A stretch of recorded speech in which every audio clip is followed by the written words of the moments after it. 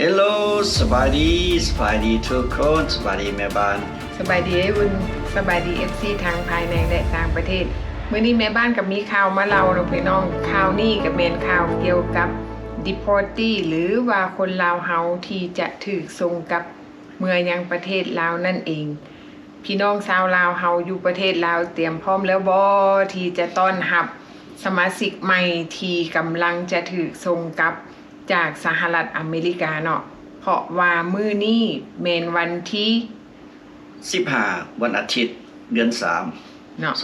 2026เมนมื้อนี้ก็มีไฟล์ที่บินออกจากสหรัฐอเมริกาเนาะออกจากรัฐเท็กซัสนั่นเองที่จะบินเมื่อยังประเทศลาวแต่ว่าเฮาจะมาเบิ่งว่าเราจะติดตามไฟล์ไปนำกันเนาะแม่นว่าไฟล์นี้จะไปแวะใส่จะไปลงใส่เนาะไอ้วุ้นลองเล่าเบิ่งดูโอ้สิ่งนี้ที่รอคอยมานานละ เกี่ยวกับปัญหาเฮาว่าเกี่ยวกับคนลาวที่ถูกส่งไปจากอเมริกาไปลาวเนาะแต่หลายคนก็แท็กมาถามเฮาว่ามีข่าวบ่ที่สิส่งกลับลาวบ่เฮาก็ตอบเพิ่นว่าข่าวนั้นก็ยังบ่แน่นอนเมื่อใดมีข่าวแน่นอนเฮาจะออกมาแจ้งให้ทุกคนทราบเนาะสายการบินเพิ่นก็เริ่มออกจาก Fort Worth Texas วันอาทิตย์วันที่15เดือน3นี่ล่ะก็ออกจากเวลาโมง50แล้วเพิ่นก็ลงไปแวะเอาคนอีกอยู่รัฐลุยเซียนาเมืองอเล็กซานเดรียก็ถึงวันอาทิตย์คือเก่าเพิ่นจะแลนดิ้งอยู่2:49เนาะหลังจากนั้นเพิ่นก็สิเอาคนขึ้นยนต์แล้วเพิ่นก็สิไปต่ออีกอเล็กซานเดรียลุยเซียนาก็5:44ตอนเที่ยงแล้วก็จะไปฮอดAngel เนาะ International Airport 10:21ตอนเที่ยงโอ้บ่เที่ยงเด้10:21 PM ตอนแรงเป็นตอนแรงเนาะแม่นไม่ละตอนแรงไม่ละหลังจากนั้นเฮาก็ติดตามกันไปเรื่อยๆเนาะแม่เนาะพี่น้องอันนี้ก็เป็นข่าวเกี่ยวกับว่ามีคนลาวณปัจจุบันนี้เพิ่นกำลังส่งเมือยังประเทศลาวแต่ว่ามีจำนวนเท่าใดนั่นเฮายังบ่ทันฮู้จำนวนที่แน่นอนเทื่อว่ามีจำนวนเท่าใดเอาไว้ให้ไฟล์แลนดิ้งไปฮอดประเทศลาวก่อนเนาะพี่น้องเฮาจึงสิมาเล่าให้ทุกคนได้ฟังว่ามีจำนวนทั้งหมดเท่าใดเพื่อว่าข้อมูลเฮาจึงบ่คลาดเคลื่อนเฮาก็บ่อยากบอกไปก่อนว่ามีประมาณจักคนจังหน่อยว่าโว้ยบ่ฮู้ก็มาเล่าให้ฟังเนาะเพราะว่ามันมีความเปลี่ยนแปลงไปตลอดแม่นเพราะว่าถ้าหากว่าจำนวนที่เพิ่นบอกเฮามาเนาะสมมุติว่ามี50คนแต่ว่าเฮาบ่ฮู้ว่าในระยะทางของ50คนที่จะไปฮอดประเทศลาวบุคคลเหล่านั้นเขาเจ้าจะมีข้อยุ่งยากเรื่องเอกสารหรือบ่เพราะว่าที่ผ่านมานั่นมันเคยมีเหตุการณ์แบบนี้เกิดขึ้นคือสมมุติว่ามี50แต่ตัวจริงไปฮอดละ45 35เพราะว่าเอกสารบ่แน่นอนเนื่องจากว่าเจ้าหน้าที่ของอยู่ที่สนามบินเขาเจ้าบ่ให้ขึ้นยนต์เพราะว่าเอกสารบ่พร้อมบางคนก็อาจจะซื้อผิดบางคนก็อาจเอกสารในการเดินทางมีข้อบกพร่องข้อติดขัดแต่ว่ามีบ่ครบเขาเจ้าก็บ่ให้ขึ้นยนต์ก็ต้องได้รอท่าไฟล์ต่อไปเนาะอันนี้แม่นเฮาก็มาแจ้งให้ทุกคนว่าเหตุผลใดที่ว่าถ้าหากว่าเฮาเว้าออกไปแล้วเป็นหยังมันคือบ่แน่นอนเนาะจนกลัวว่าไฟล์แลนดิ้งไปฮอดประเทศลาวแล้วเจ้าหน้าที่มารับเอาจนกลัวเขาเจ้าจะไปรายงานตัวอยู่ที่ศูนย์ต้อนรับชั่วคราวสำหรับคนลาวที่ถูกส่งกลับจากสหรัฐอเมริกาได้จำนวนที่แน่นอนเฮาจึงจะมาเล่าให้ทุกคนได้ฟังเพื่อว่าข้อมูลมันจังบ่คลาดเคลื่อนณปัจจุบันนี้สิ่งที่เฮาควรเตรียมตัวสำหรับพี่น้องของผู้ที่ถูกส่งกลับเมือยังประเทศลาวเนาะสิ่งที่ควรเตรียมก็คือติดต่อเมือยังประเทศลาวไปหาสปอนเซอร์หรือว่าติดต่อหาพี่หาน้องผู้ที่จะมาประกันตัวเอาสมาชิกภายในครอบครัวเฮานั่นเองแม่นอีกอย่างนึงอย่าลืมสิ่งสำคัญก็ดาวน์โหลดแอปของ WhatsApp เพราะว่าอยู่ทางลาวเนาะส่วนหลายเพิ่นสิใช้ WhatsApp ที่โทรติดต่อหากันมันง่ายเพราะฉะนั้นทางอเมริกาก็ดาวน์โหลด WhatsApp ใช้โทรศัพท์ของเฮานั่นแหละนัมเบอร์โทรศัพท์แต่ว่าไปดาวน์โหลดเอา WhatsApp แม่เนาะควรเฮ็ดก่อนเนาะบัดนี้คันสมมุติว่า สมาชิกครอบครัวกับถึกส่งเมืองฮอดประเทศลาวแล้วมันมันก็จะมีข้อยุ่งยากที่แบบว่าเขาจะติดต่อหาพี่น้องอยู่อเมริกาได้ยากสิ่งสำคัญก็คือติดต่อ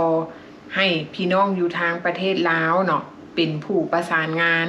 ระหว่างผู้ที่อยู่ลาวกับผู้ที่ถูกส่งกลับแล้ว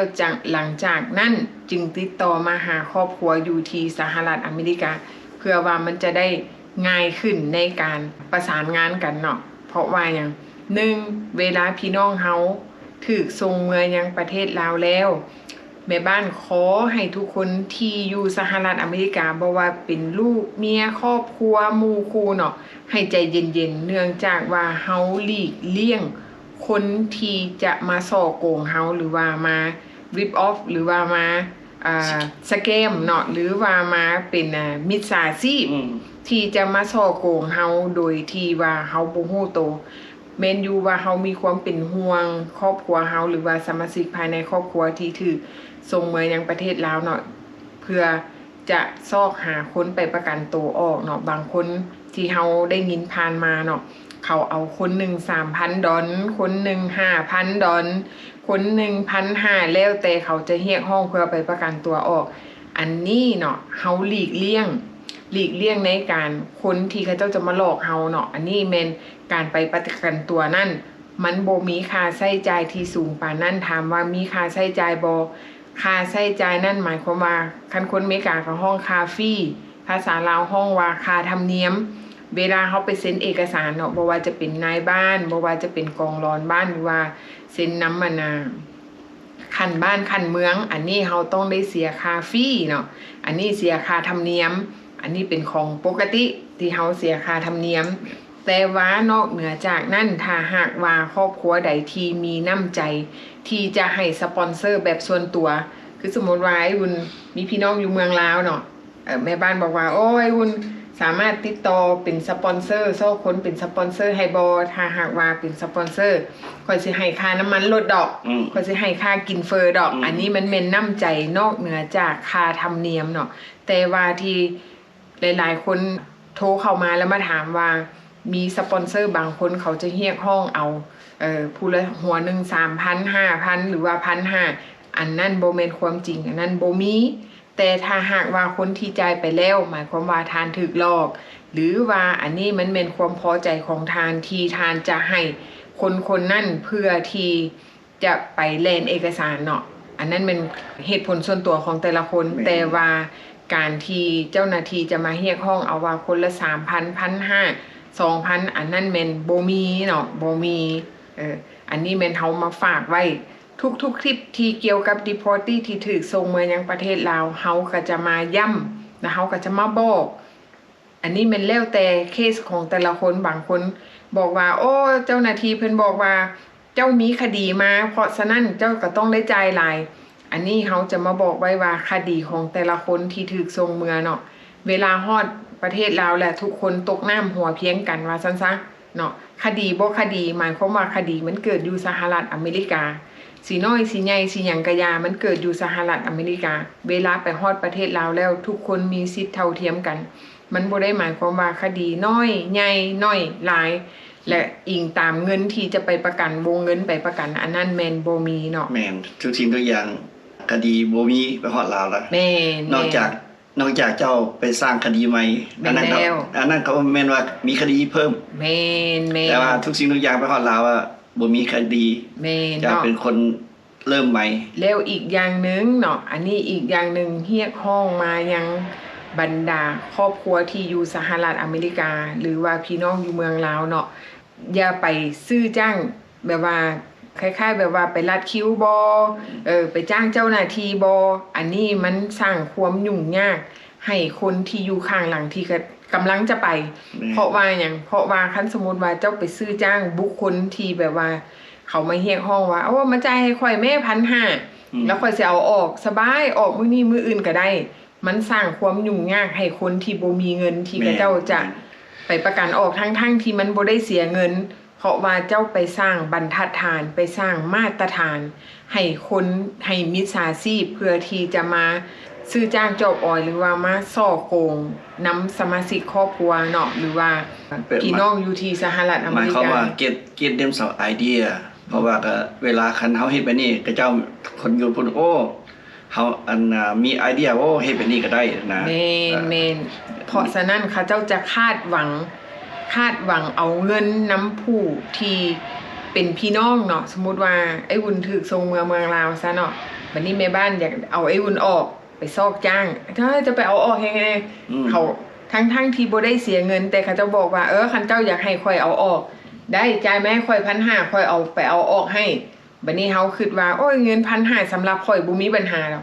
ไปเอาไอ้วุ้นออกบัดนี้คนต่อไปเขาบ่มีเงินบัดนี้มีปัญหาได้บัด ไป นี้ คู่ได้บัดนี้เจ้าบ่มีมา1,500ให้ค่อยผู้นี้ก็นอนอยู่นี่นอนโลดพี่น้องนอนไปโลดอยู่ในศูนย์ต้อนรับสัวขาวเนาะเขาเจ้าให้ความต้อนรับเป็นอย่างดีเจ้าหน้าที่เพิ่นก็ใจดีเนาะกินอยู่พักเช้ามื้อนึง3คาบแบบว่าเพิ่นเบิ่งแยงเฮาเนาะบัดนี้คันสมมุติว่าคนใดบ่มีพี่มีน้องออกมาแล้วเฮาสิไปอยู่ไสเฮาบ่มีความเตรียมพร้อมอันนี้แม่นเฮาบ่จำเป็นต้องรัดคิวเฮาก็ไปตามคิวนั่นแหละ สำหรับคนอยู่ในศูนย์พักชั่วคราวเนาะบางคนก็อยู่2เดือน3เดือนก็ย้อนว่าเพิ่นบ่มีสปอนเซอร์ แม่น เพราะฉะนั้นสำหรับผู้ใดมีสปอนเซอร์คันว่ากับเจ้าโอ้จ้างนั้นเท่านั้นเท่านี้บ่จ้าง เพราะฉะนั้นฝากไว้หั่นล่ะ แม่นแล้วเนาะต้องไปตามขั้นตอน แม่น ไปตามกฎระเบียบบ้านเมืองถ้าหากว่าเฮาไปซื้อจ้างต่อเจ้าหน้าที่บ่หรือว่าเฮาไปจ่ายเงินเพิ่มหมายความว่าเฮาไปสนับสนุนให้สแกมเมอร์เนี่ยมีเวียกเฮ็ดเนาะเฮาบ่สนับสนุนเรื่องนี้และอีกอย่างหนึ่งเฮาสิมาโทษเจ้าหน้าที่บ่ได้ว่าโอ้เจ้าหน้าที่บางคนเรียกห้องเอาเงินเท่าหั้นเท่านี้อันนั้นแม่นความพอใจอันนั้นแม่นเจ้าเป็นคนเสนอให้เพิ่นเนาะเพิ่นบ่ได้เป็นคนเรียกห้องมันเฮ็ดให้ระบบมันมีการเปลี่ยนแปลงเฮ็ดให้คนที่ว่าเบิ่งเจ้าหน้าที่นั่นไปทางลบเนาะบ่แม่นทางบวกจังเลยแต่ว่ามันก็สิเกิดดราม่าว่าโอ้เจ้าหน้าที่เรียกห้องเอาเงินทั้งที่เจ้าโตเพิ่นบ่ได้เรียกห้องเนาะบางคนก็อาจจะแอบแฝงเป็นสแกมเมอร์หรือว่าเป็นมิจฉาชีพที่สวยโอกาสในกรณีที่คนลาวถูกส่งเมือยังประเทศลาวเฮาต้องคิดเผื่อว่าอ้าวซั่นคนที่เขาเจ้าบ่มีเงินเขาบ่มีพี่มีน้องเฮ็ดให้เขาออกมาได้โดยที่เขาบ่ได้เสียค่าใช้จ่ายแม้แต่กีบเดียวยกตัวอย่างเนาะยกตัวอย่างคือสาวสวรรค์ที่เราไปตามหาอ้ายเนาะเราก็บ่ฮู้จักไผเราก็เรียนหนังสือตามที่เขาบอกตามขั้นตอนแล้วก็โทรมาหาไอ้อุ่นเนาะโทรมาว่าโอ้ยไอ้อุ่นซอยน้องแด้เขาก็ได้ส่งหนังสือให้เราเนาะใบรับประกันใบมอบสิทธิ์เนาะให้เราไปเรียนหนังสือเซ็นบ้านเซ็นเมืองของเราอยู่ที่สวรรณเขตเพื่อขึ้นมาเวียงจันทน์แล้วหลังจากนั้นเราก็ได้รับความช่วยเหลือจาก Double Depressment เพื่อให้การช่วยเหลือกับพาเราไปเอาอ้ายเราออกโดยที่บ่ได้มีค่าใช้จ่ายหรือว่าบ่ได้มีการเสียเงินเนาะบ่ได้เสียแบบว่าเป็นพันหรือว่าหลักร้อยขึ้นไปบ่ได้เสียเนาะอันนี้แม่นเฮามายกตัวอย่างให้ทุกคนได้ฟังมันก็เกิดมีมาแล้วคนที่เสียเงินระหว่าง $3,000 เนาะมีหลายคนแม่นเนาะหลายคนก็โทรเข้ามาเนาะเสียเงินแล้วจึงโทรเข้ามาเนาะอันนี้แม่น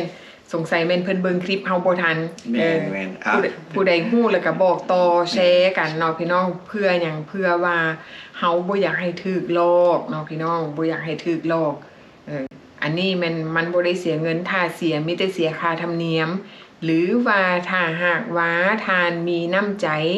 ที่จะให้คนที่ไปประกันตัวนั่นเป็นผู้เล่นเอกสารนั้นมีน้ำใจค่าน้ำมันลดเดี๋ยวนี้น้ำมันก็แพงค่าเสียเวลาของเพิ่นอันนี้เป็นน้ำใจของเฮาที่จะให้เนาะสุดแล้วแต่ให้น้อยให้หลายอันนี้แล้วแต่น้ำใจแต่ถ้าหากว่าน้ำใจโดยที่ผ่านการเรียกห้องว่าเจ้าต้องจ่ายมา1,500หา 3,000 ต้องจ่ายเท่าหั้นเท่านี้อันนั้นหมายความว่ามิจฉาชีพที่เขาเจ้าสวยโอกาสที่จะมาเอาเงินกับทานเนาะพี่น้องอันนี้เฮาก็ฝากไว้กับทุกคนแต่ว่าสิ่งสำคัญหลังจากพี่น้องเฮาถ้าหากว่าเพิ่นไปฮอดประเทศลาวแล้วก็ให้ทุกคนใจเย็นๆค่อยเป็นค่อยไปเนาะเพราะว่าซุมื้อนี้สภาพการบ้านเมืองมันก็มีการเปลี่ยนแปลง มิจฉาชีพทุกมือนี่ก็รอท่าอยู่เพราะว่าคนที่เขาเจ้าเคยเฮ็ดเวียกด้านนี้มิจฉาชีพที่หากินน้ำดีพอตี้ก็มีเนาะอันนี้แม่นเฮาควรระวังเนาะพี่น้องเพราะว่าหยังเพราะว่าซุมื้อนี้ค่าครองชีพอยู่ประเทศลาวก็สูงขึ้นสูงกว่าอยู่อเมริกาอีกเนาะน้ำมันก็แพงเพราะฉะนั้นมิจฉาชีพนี่เตรียมตัวซอกเวียกเฮ็ดแม่นเขาเจ้าก็สิว่าโอ้หวานหมูมาอีกแล้วส่งมาเรื่อยๆเนาะแม่นพี่น้องก็พอไปคิดเอาเนาะแม่นอยู่ว่าเฮาคิดว่าเฮาอยากเอาพี่น้องเฮาออกมาเอาสมาชิกในครอบครัวออกมาค่อยมีเงินค่อยอยากเฮ็ดหยังก็ได้เฮาแม่นอยู่ว่าเจ้ามีเงินเจ้าอยากเฮ็ดหยังก็ได้แต่ว่าเจ้าต้องคิดว่าคนที่เขาบ่มีเงินเด้เขาก็จะได้รับผลกระทบไปนำเนาะอันนี้แม่นเฮาบ่สนับสนุนเนาะพี่น้องนอกจากว่าโอ้เอาออกมาแล้วอันนั้นจังว่ากันใหม่เนาะโอเคอันนี้ก็เป็นอีกคลิปนึงที่เฮาก็มาเล่าให้ทุกคนได้ฟังว่าตอนนี้มีไฟล์สำหรับ deportee ที่ถูกส่งกลับเมืองยังประเทศลาวเฮาก็รอท่ารุ่นไปนำกันเนาะว่าหลังจากที่เขาเจ้าไปฮอดแล้วมันจะมีการเปลี่ยนแปลงอย่างบ่เนาะไปฮอดแล้วเขาเจ้าจะไปอยู่ไสไปพักอยู่ไสเพราะว่าศูนย์ต้อนรับสัวขาวสำหรับ deportee บางครั้งก็มีการเปลี่ยนแปลงอันนี้มันก็บ่แน่นอนบางจุดก็อยู่ศูนย์มะคายบางจุดก็อยู่ลัก27เนาะอันนี้แม่นเฮาก็ยังบ่ฮู้แน่นอนว่าหลังจากไปฮอดแล้วเพิ่นจะเอาไปไว้ไสแล้วมีจำนวนจักคนเนาะเฮาก็ติดตามไปนำกันโอเคเนาะสำหรับคลิปนี้เฮาก็มีเรื่องราวดีๆมาเล่าให้ทุกคนฟังก็ขอให้ทุกคนเตรียมตัวเตรียมพร้อมนะพบกันใหม่คลิปหน้าสวัสดีบ๊ายบาย